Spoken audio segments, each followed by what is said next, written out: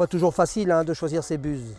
Donc effectivement, donc, pour démystifier et vous aider un peu dans le choix des buses, nous avons créé des vidéos donc, explicatives donc, sur chacune des buses de la gamme T-Jet, quoi. Donc je vous invite à les regarder et je pense qu'après avoir visionné ces vidéos, vous saurez exactement ce que vous pourrez utiliser comme bus, quoi.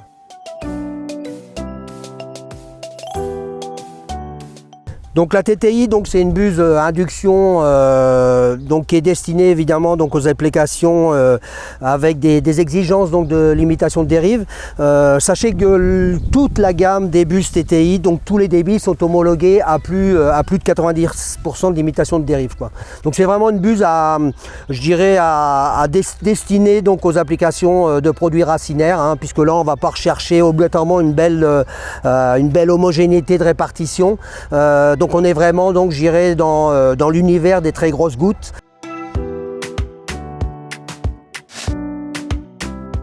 Donc j'en profite pour parler un peu d'une réglementation particulière qui est sortie en 2023 concernant la matière active prosulfocarbe. L'exigence donc avec cette matière active là, donc dans certaines conditions, ce qu'on appelle une réglementation riverain, donc tout ce qui est parcelles en bordure de maison, des écoles, des EHPAD, tout bâtiment ou présence d'êtres humains. Donc pour l'application de prosulfocarbe, vous êtes obligé d'utiliser des buses à limitation de dérive supérieure à 90%.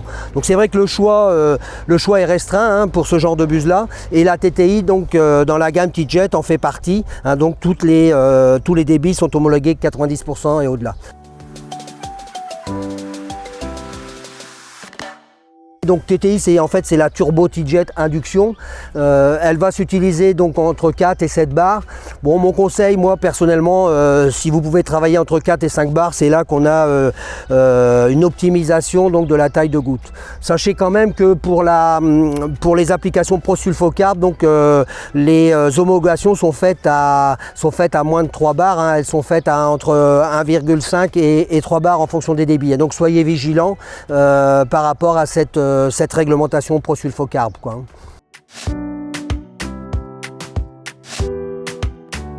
Donc les bus à induction donc fonctionnent pas toujours bien donc avec les gens qui sont équipés de systèmes PWM, donc comme cette machine, donc il y a un système PWM, un Dynajet. Alors il existe quelques exceptions dans la gamme T-Jet de bus à induction qui fonctionnent plutôt bien avec les systèmes PWM, et donc la TTI en fait partie. Donc ceux qui sont équipés de systèmes PWM peuvent utiliser donc une TTI, la qualité de pulvée n'en sera pas perturbée.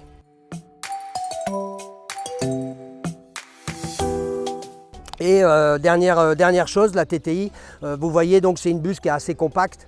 Donc voilà, il y a moins de risques, je dirais, d'accrochage et de casse vu la compacité et la taille de la gouttelette, quoi.